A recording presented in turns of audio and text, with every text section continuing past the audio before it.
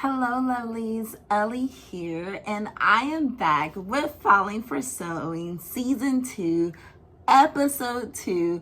We are finally back. So, if you would like to see what this second garment is in this very lovely sewing series for the fall, please stay tuned.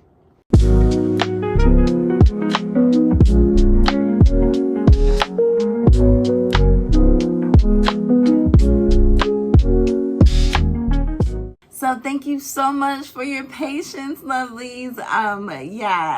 Due to a series of unfortunate events, being that I was traveling for school and school got hectic, and Talisha from Creativity by T had got sick, we decided to take a pause on the series.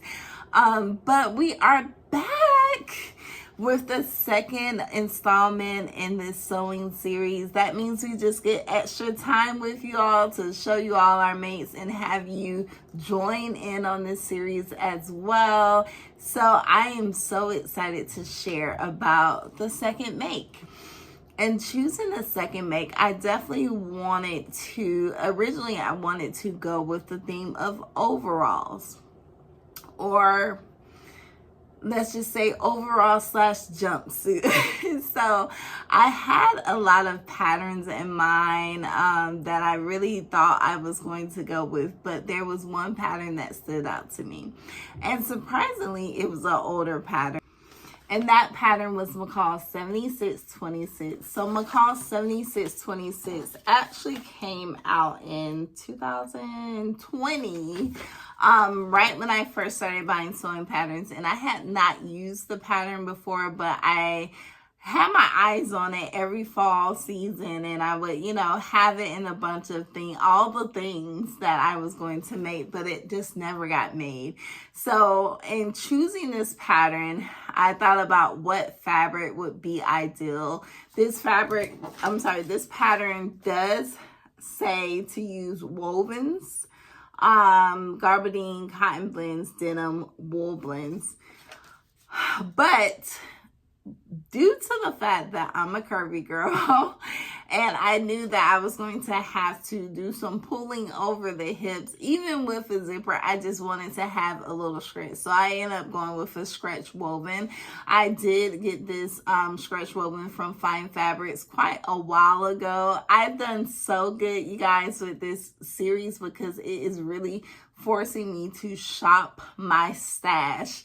So thus far in the collection, I have not had to go out to buy a pattern specifically for the collection. If I see a pattern I like, I see a pattern I like, but not for the collection. And I haven't bought fabric specifically for the collection, even if it might be used in this collection. But so it's really forced me to source my stash, which has been very helpful. As far as this pattern itself, the making of the pattern, by far, as I have told you guys before, I hate cutting patterns. It takes so much time. But for this particular pattern, I wasn't actually bothered because it didn't take that much time. I had to cut the pants, the bodice, and the waistband, and I was done. So it didn't take much time at all. The only extra pieces that I had to cut on top of those pieces was for the lining. So the lining was in the actual bodice, so I had to cut the lining for the bodice front and the bodice back. As far as ease of the pattern is very easy.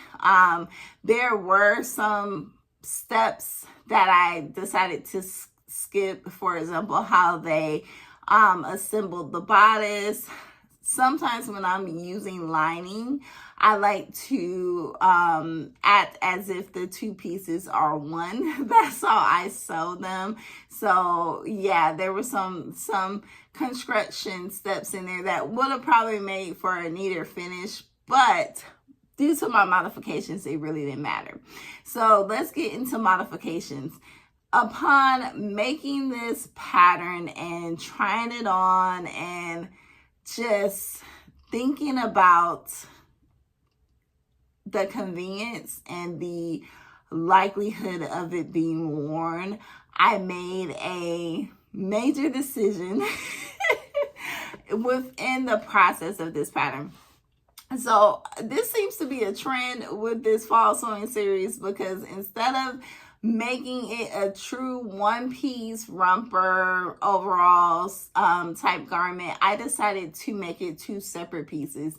And the reason why I decided for that is because, as I said, I was traveling to school, and I actually knew I wanted to wear this garment to my doctoral residency program that I have to do every year. It's pretty like business casual, so I just like to dress up, so I knew I was gonna wear it, and I did not want to deal with getting undressed in the bathroom. And beyond this event, I just thought about like the idea of getting undressed for anything I do when wearing this garment. So I ended up making the bodice as just the top and making the pants by adding a waistband. So what I did with the waistband is I just measured my waist, of course, added an inch on top of that, and then sewed it together and attached it to the pants. So that allowed me to have the look of a one-piece garment, but also the convenience of a two-piece garment. And you will see that in my pictures. I tried to show how I styled it as a two-piece and how it can be styled as a one-piece, which was really good. As far as other modifications, I decided against the zipper because I used a stretch woven. Due to the fact that I used a stretch woven, the pants, I'm able to pull them up without any issues. And the bodice, so the bodice gave me some issues because I did not realize how small or how fitted I made the bodice. Even though it is a stretch woven, it was giving me some issues, specifically because I left the waistband that I originally cut out on to the bodice. Like, I left it attached to the bodice, and that waistband had interfacing in it. So with that interfacing, it gave no give. So what I had to do is add some fabric to the actual bodice itself, where the zipper would have been. I thought about putting in the zipper, but I didn't want to deal with the struggle of having to like maneuver trying to zip it. It would have been too much. So yeah, I just added some fabric, and the plan is I like to also add to my modifications what's going to happen after this first wear, because I tend to like go back and like readjust or add or take away when I wear it for the first time. So after wearing it for the first time, I realized that the waistband and the pants needs to be much more fitted.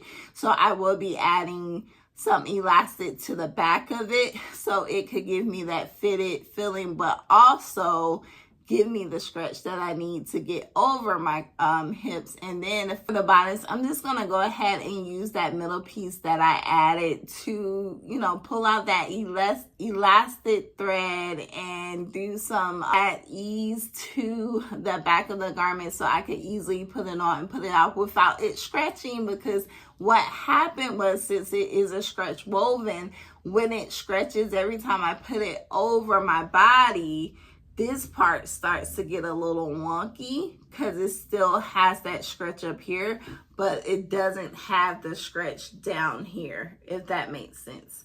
Yeah, so besides those modifications, it turned out really good. I'm actually glad I made the modifications because I like the look a lot better, and it's something that I will actually wear more often versus just the one piece option that was in view D. So will I make this garment again? Yes, and the next time I will definitely make view C, which is the shorts, and also view A. I do like view A. I don't like the belt as much, but I like view A and view C, so I'll definitely try those out. And I can see myself doing view B with a woven, just to see how it does without having the stretch. And yeah, just to see how it looks just as the one piece with the zipper in the back. So with this garment, I am super pleased, and as usual, I have to name this garment because that's like a huge component of like falling for sewing, is definitely naming our garment. And this garment is definitely, for me, called sweater weather. So the reason I like it is because it's not necessarily a sweater, of course not, but the fabric feels like a sweater. It has the same texture as a sweater. It's a beautiful fabric, and it just gives me, like, how the pants feel on my skin is like, it's like wearing a full body sweater for sure. Super soft, super comfy, super warm.